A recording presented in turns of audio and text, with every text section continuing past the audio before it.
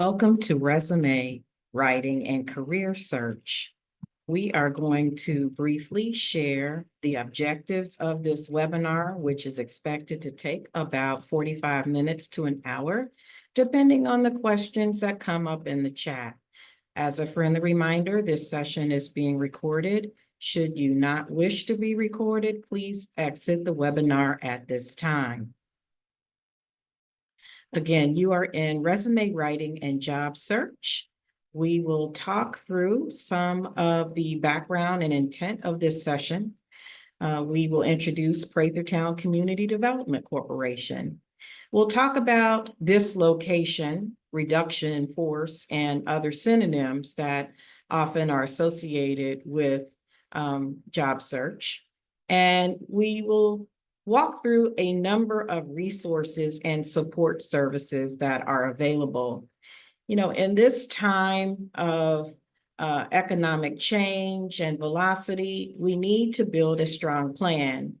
And so that might be looking at and overcoming barriers and defining clear next steps and how to move forward through all of the real significant changes. So I'm Saundra Prather, and as a federal government contractor, I understand your situation. I've had 30 years federal government contracting experience, and I know what it's like to be dislocated. So the purpose of this presentation is to provide support in a successful transition. We're all managing a new process, a change in our life, and we're here to be supportive. So in the spirit of introductions, Prathertown Community Development Corporation is here to offer this free webinar to give support to community members, not just through this educational webinar, but also through some other supports that we have in terms of food, clothing, and housing stability. So we're going to walk through who we are and how we were formed. By now, you should see that the neighborhood of Prathertown, it was founded in 1883 by emancipated persons. It is a community that is located in Gaithersburg, Maryland, and Prathertown Community Development Corporation is an extension of the community. The nonprofit organization was founded legally in 2023. It's recognized by the Internal Revenue Service. It also is registered on the Maryland State Charity, which means that donations are tax deductible. Our office is located at 7901 Queen Air Drive. If anyone of you are familiar with the Air Park area, it is located in right adjacent to Montgomery Airport. And we have a web presence as well as social media. Our web address is prathertown.org, and we can be found on Facebook and Instagram. We are gold certified by Candid, and soon will be platinum certified, which is the next level, which means we are transparent in our finances and our impact, and also in our mission, vision, and values, as well as the board members. So we share information so that everything is disclosed and that people have a sense of our character as well as our performance. Last year, we had the pleasure of being recognized by Maryland State Governor, Governor Moore, as well as County Executive Mark Elridge, who has designated every year September 21st through the 28th as Prathertown Preservation Week. And this came about because there are many history makers from Prathertown who fought for civil rights, who fought for fair housing, who sat on boards to advocate for disability rights, and who still engage in economic empowerment, health and wellness for many, many decades and generations. So we're proud to have this proclamation from Maryland Governor as well as County Executive Earlwich, and look forward to a grand celebration in September as we gather for a gala in Germantown. So stay tuned for those details. So as mentioned, we are a nonprofit organization. We're fighting food insecurity. We are preparing the residents to be safe. So we are promoting community safety. We are moving forward through active aging and showcasing very smart examples of how to age well and safely and happily. We also have a family cemetery, in which is located about 12 minutes from Prathertown. It is also a historic cemetery that we often have cleanup efforts. And we are in the process of digitizing artifacts. We have about 1,000 artifacts that have been digitized and will be unveiled at our upcoming June Heritage Day, as well as our September Gala. In the spirit of environmental and climate justice, we are platinum certified. That means that the Montgomery County Green Business Initiative have recognized our practices, not only of cleaning up and keeping Prathertown clean and the family cemetery clean, but also our practice to not use any more single-use water bottles and being very conscious of our efforts in terms of energy use and reducing disposables. So in short, we're here to lift you up. We're here to power through the changes of life and promote health and well-being as best as we can. So anytime you are interested in volunteering with us or learning more about our mission and our vision, please join us at prathertown.org. As mentioned, we are here to talk about displacement and support, which is in abundance, and it can be overwhelming. That's why we are here to provide as much information as we can concisely. We know that some people already have a resume, some people are already on social media, have done many, many things, and some people have yet to get started. So we hope that this webinar will be meaningful. It will not only explain what it is to be displaced, but where do we go from here? So yes, displacement means there was an involuntary job loss, or perhaps it was voluntary. Perhaps there was a family member or friend that needed support, and you lost or walked away from a job or are on leave, undeterminate leave of absence. Sometimes sickness causes us to not work, and sometimes there's disability.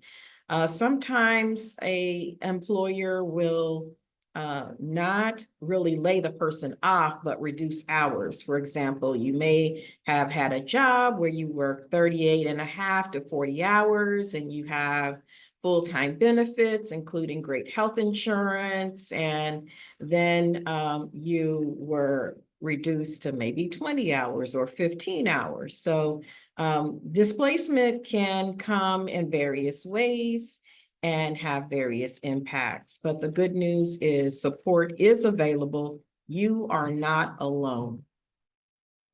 In the spirit of navigating through the transition, there are an abundance of resources available. So when a person on the state, federal, or even corporate level are displaced, one of the first things that either human resources or some person shares is eligibility on filing for unemployment. With our Social Security and other things that employers pay, when there's a displacement, there's usually some eligibility criteria. And so while you see the first bullet is related to federal employees, it's still relevant to state employees. So federal employees have to go to the Division of Unemployment Insurance, and state employees who have been dislocated go to the state of Maryland Unemployment Insurance. So that's the first thing, is check of eligibility. And if you are eligible, please apply. And there are not only tutorials, but there's toll-free support available to walk one through eligibility and the application process, which I just went through with someone last week, and it takes about 25 minutes to step through everything in the application. The second thing is there are many places that offer career counseling and assessment. What does this mean? It means that there are universities that welcome people, not just students, but welcome all to their library and their campus to get support. There are various job centers located throughout the community that are open from 9 to 7 p.m. to provide support. There are libraries such as the one I'm in right now that often have webinars and resource professionals that assist with career counseling and assessment. Some of you may have heard of the application LinkedIn. LinkedIn is not just a place to post and look for a career or a job. It's also a place where you can partake in free assessments. Assessments are a way to check your skill proficiency. It could be anything from technology or nursing or teaching or history. It could be all kinds of industries, occupations. It could be driving. They now have simulations. So please consider doing a self-assessment, especially if you are looking to pivot or looking to find out what your strengths are or what your areas of opportunity. I personally think that it's important to know not only what you are strong and talented in, but also the things that may not be so adept or skillful in. So like this seminar, there is job search assistance. So there's still a practice of cover letters and resume writing. There are do's and don'ts with that. And so we want to talk through a few of those today, as well as how to get ready for an interview. With COVID and coming out of COVID, there were many people who worked from home and not on camera. So having professional business dress wear may not be readily available in their closet. So we will share places where you can get free resume writing, free interview skills, job boards, and free career clothing. There's also state employment and training centers, and there are financial aid programs, which we will walk through a little bit as well. And there are resources for dealing with the emotional challenges.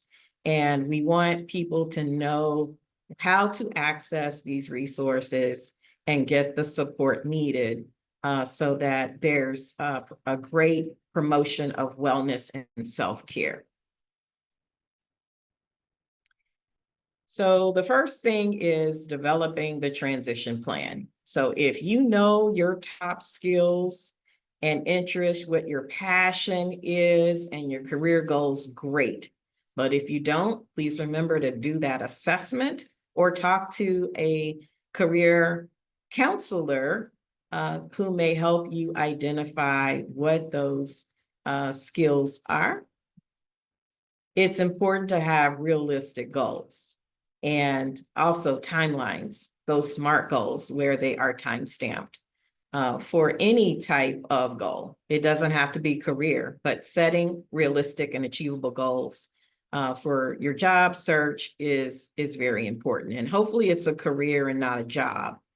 There is definitely a difference. sometimes just letting an uncle, a neighbor, or someone know that you are interested in a particular career or have a specific skill set, that can be very helpful. Last week, there was a lady who spent 27 years at the federal government as a contract specialist. She had a reduction in force and she started calling mechanics to see if they needed front office support or computer support. And surprisingly, she found someone who was struggling to find someone, and they negotiated a rate. And so she quickly pivoted to helping as an office manager at a nice size mechanic shop. So sometimes just either making calls or telling friends or going to job fairs. Sometimes they have networking mixers that can be found on some of the resources you'll see throughout these slides, but just informing others that you are seeking. Now, some loved ones may want to give you a job that you may not, be interested in. I would just gracefully thank them and, move along as tactfully as you can. Certainly, some people may not want to be a school teacher or drive Uber or anything like that. So I would just say continue networking and action planning. Action planning is having a solid framework, a step-by-step plan with dates that are realistic. Even having that on an index card or digitally on your phone, or even a vision board, can help with motivation. It can help with progress as well. You can easily identify barriers and blockers and identify what might be slowing you down from getting the goal accomplished or moving from step 1 to step 2. Sometimes you need a buddy. You might need a partner. You might need a third party neutral person in your space to help nudge you or to help support you or listen, be your sounding board and offer words of wisdom. And then in terms of career search, I encourage setting routine time. Make a date, put it on the calendar and check yourself in so that you have very specific time that is comfortable for you. I know some people who are going through this process, and every Monday for 2 hours, they dedicate the time, same time every Monday, to go through and review their resume or do career search and apply for jobs, or even do some skill building. Some are engaged in tutorials. They are learning to do something they've never done, but they spend that time and they reward themselves with maybe a refresher, or they take a walk or do different things so that they feel good about their progress. In terms of challenges, yes, there will be many challenges from time to time. And so we think that just surrounding yourself with support and reaching out to professionals who can offer assistance and encouragement is a big boost. And making sure that you know certain skills that are no longer relevant or valid, but replacing those outdated skills with something meaningful. As mentioned, there are free tutorials, there are different apps, there are YouTube videos. There's even apprenticeships that you can shadow a person to even see if you would like to explore a certain career. There's sometimes low motivation. Sometimes people are just frustrated and they're overwhelmed, and they feel shut out when they get a job decline. When they applied for something and they didn't get it, they feel kind of bummed out. So I would say just hang in there and don't be down on yourself. Some people are unprepared to interview, especially if they have worked at a job for a long time and they have never done a resume. Like federal government agency workers, not all had to do resumes. Even state and local jobs, not everyone had to prepare a resume. Sometimes someone met and through an exchange, they found a happy path and shook hands and agreed to terms and conditions and moved forward. So, the interview process can be interesting. I think it is wise to look at some sample interview questions to ask. And the interview process could be virtual, it could be in person, it could be a blended approach or multiple interviews. And some even do, especially for programmers, they do like a little skills assessment during an interview.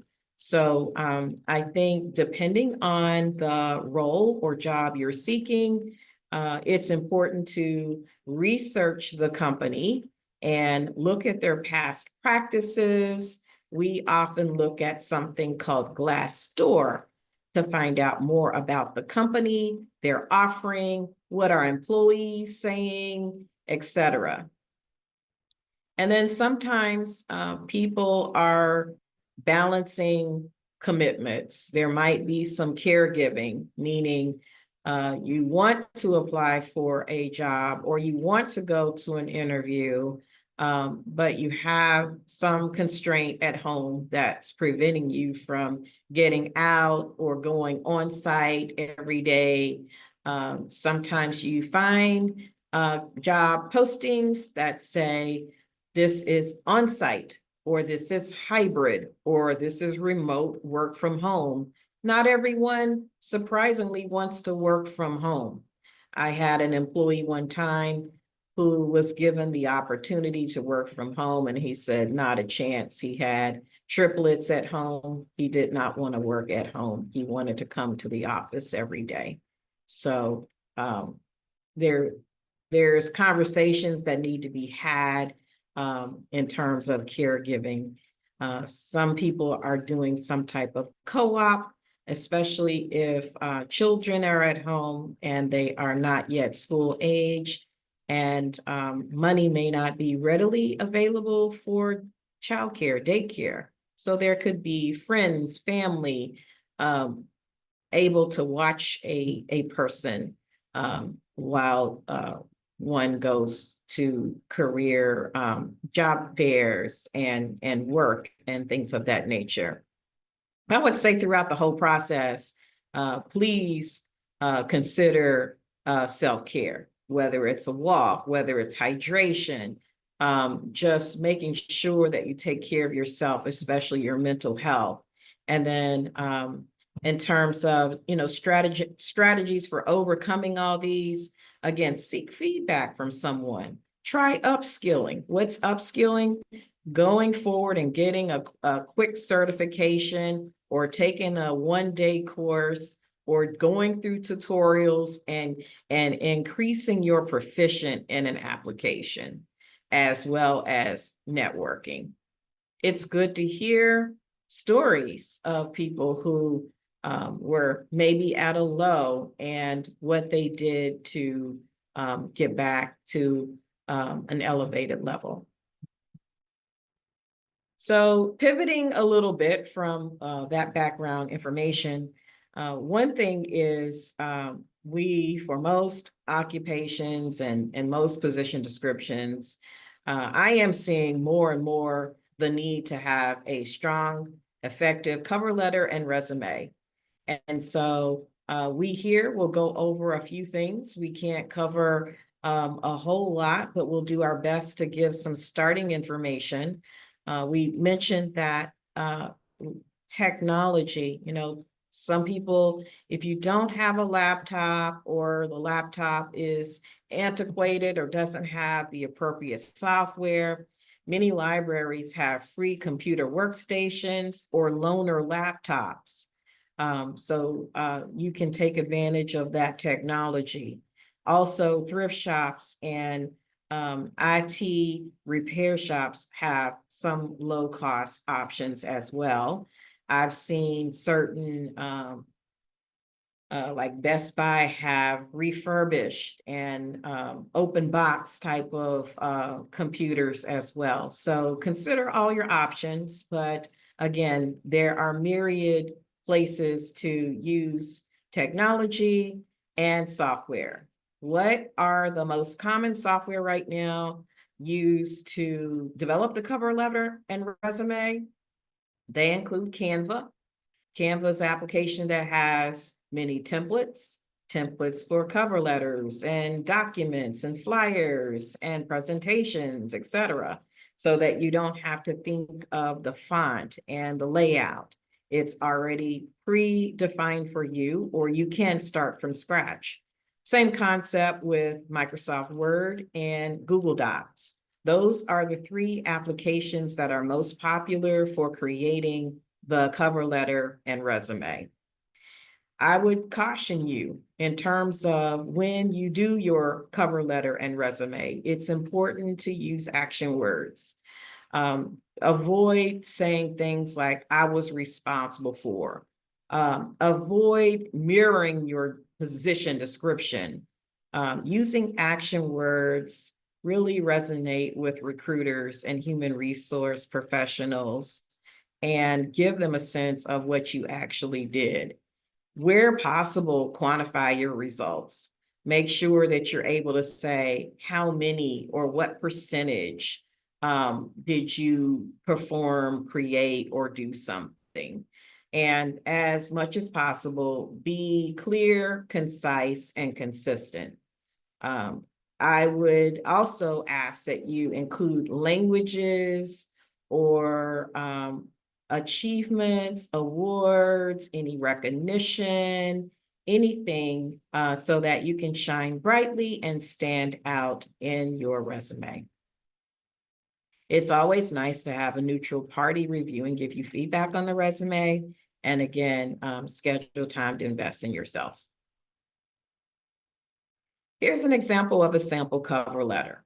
Usually, depending on the position you're applying, you want to really personalize it. You don't want to be generic and say, I'm applying for this job because I'm very interested in that work. You want to really leave the reviewer with something special. What is the one thing that you can use to stand out? So this is an example of a cover letter for someone applying for a help desk position. And so they mentioned they have a strong background in technical support and commitment to deliver exceptional customer service.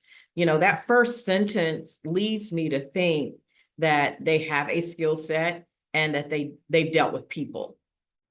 So that opener or that hook can be very, very helpful in engaging the reader further in reviewing what you're trying to say. The second paragraph, it talks about previous roles. So there you see an example of experience, what you did. I love the opening of the third paragraph because you're telling the reviewer what sets you apart and what you've achieved. And it kind of closes with why you're drawn. So that's a very simple one. There are myriad examples of cover letters, strong cover letters, but I think clarity and concision are our friend when we write a cover letter.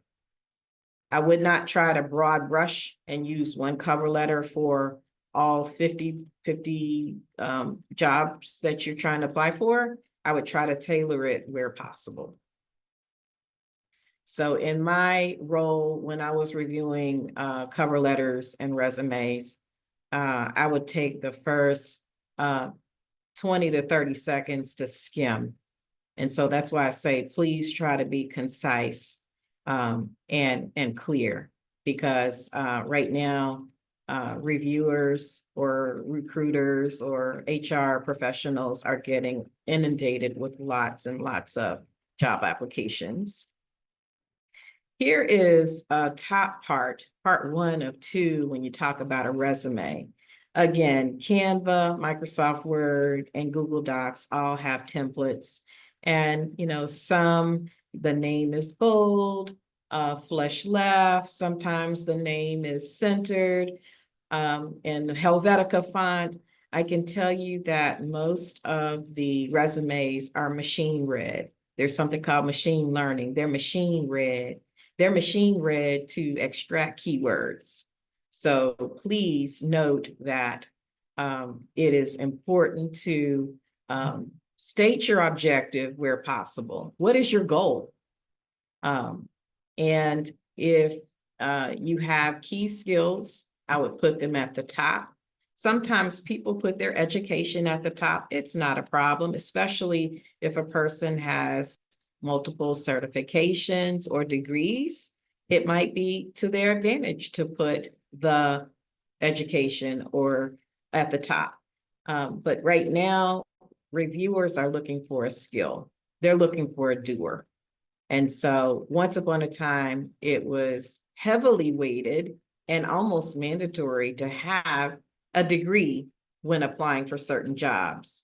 Now, recruiters are looking for the degree or something equivalent. Here's part 2. Again, the professional experience. I encourage new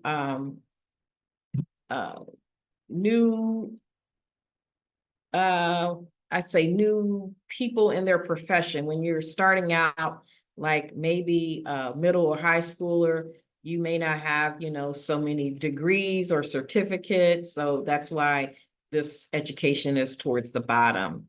But please note, what weighs heavily is not just the language and the volunteer experience, but any types of awards or recognitions you have achieved. And that could be something in your community or, elsewhere.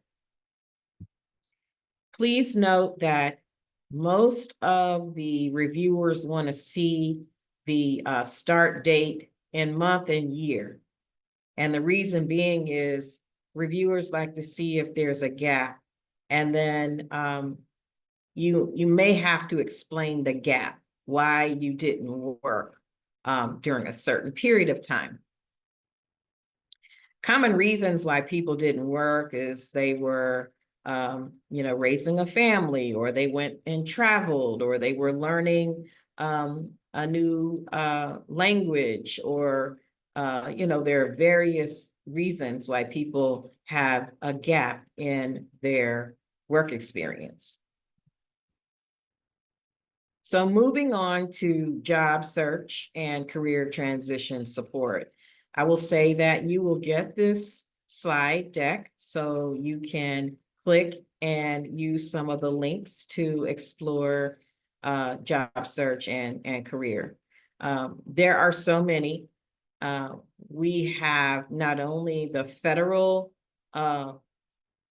level job centers, but we also have state and local. So please don't be overwhelmed. We know that there are free virtual workshops every day, pretty much. Somewhere there is a workshop to help. And we're seeing more and more availability of workshops and support places. So the Maryland Department of Labor has one. The DC Department of Employment Services has one. University of Baltimore, University of Maryland, etc. But I want to go to the job boards in particular. Let's say you have that really strongly written and clear and concise cover letter, and you have that resume. It's been reviewed by a third party. You have strengthened it. Certainly the past tense has been corrected for the job that no longer exists, and you're ready. Here are the top 10 job boards. And I hope you hear me say, these are just a few. These are just a few. What I'm saying is it may be a great advantage to you if there's a company you know about. It might be best to go to the company career site and go directly to their career page and apply. Not every employer posts their job on the job board. So there are plenty of ways to explore jobs. We have Indeed, LinkedIn, etc. I mentioned to you Glassdoor. I use this sometimes because I always like to see what is the employee saying about this company? What is it like to really work there? And through all of this, I would just remind you that unfortunately, there are people that are out trying to take advantage of those who are seeking a job. So as a practice, you never, ever, ever give your social security number or any sensitive information when you are initially exploring. When you get an offer and for certain jobs, you might need to do a background investigation. That's when you talk to a validated person, someone who you know that is a solid resource that works for that company that you're seeking. And that's when you may provide some information. But please do not share details of your passport or anything until you have a solid written verified job offer. I had a recruiter contact a friend last month, and the first 5 questions are, what kind of job are you looking for? Where do you live? And what's your date of birth and social security number? Red flag right there, red flag. So moving on, again, this is not comprehensive. This is just a sample of 10 job boards that you can look at. And there are many, many more. We would spend days and weeks looking at all the job boards, but here are a few. Regardless of what you've heard about the economy of the state of Maryland, there are still jobs to be had. So there's not only the judiciary, but there's here over 130,000 jobs posted for the state of Maryland. Okay. If you're outside of Maryland or want to be outside of Maryland, there's additional postings that you can find. But I'm actually sharing these initial slides that are connected to the state of Maryland or Montgomery County. And there is a resource hub. And I can say that once you get these links, they're pretty much updated every day. When you go to one of these sites, you will definitely get more information. It will take you to many, many, many sources, many sources. They have programs that are helping people start businesses. They are small grants to help people start or expand businesses. In high demand are childcare, driving, teaching, healthcare. Those are some very, very popular ones. So again, yes, you will get the slides and you'll be able to walk through some of these free resources to help.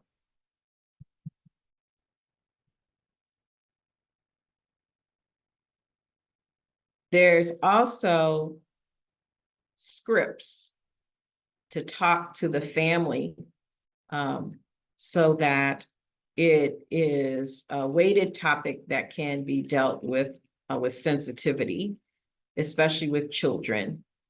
So we are including those resources here on how the effects of recession can impact children. We know that we're helping families navigate with children who are off at college. And now, in terms of tuition, we're not quite sure path forward. So, in uncertain times, it is important to not be an ostrich and stick your head in the sand, but bring things forward, bring things to light, and talk through the strain and options. There's not only financial discussions, but also housing, security discussions, etc. So again, here are a lot of resources on this page that really help families have healthy discussions in the midst of uncertain times. Again, I've mentioned that there is a teacher shortage. There's a healthcare shortage. There's a shortage with drivers. There's a shortage with childcare. There are many ways to pivot, and there are grants available to help people pivot to other careers. Again, a few more resources. It seems like now every jurisdiction has their own resource page, and it is growing. So we are very thankful for the help that is out there on the internet. Again, lots and lots of resources. I'm actually going to fast forward, and here is how I want to conclude the webinar with some clear next steps. So we talked through many things, but in summary, we have to have an updated cover letter and resume. It should be vetted by a third party or someone who is well-versed with the trends, what's happening right now with resumes and career seeking.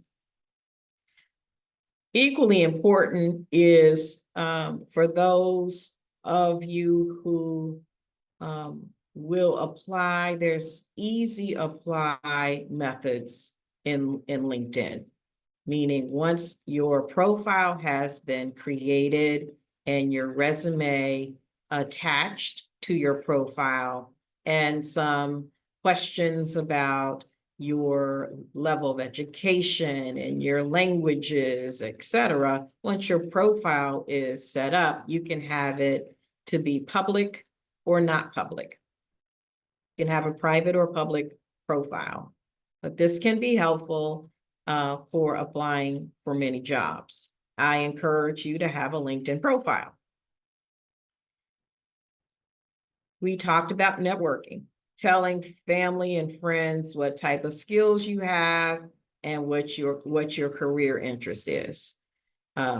Oftentimes, people would say, "Oh, you would be good at this," and it may not be something that you're really thrilled about doing. So just gracefully let them know what you're looking for and listen carefully, but move forward with your passion if you know what that is.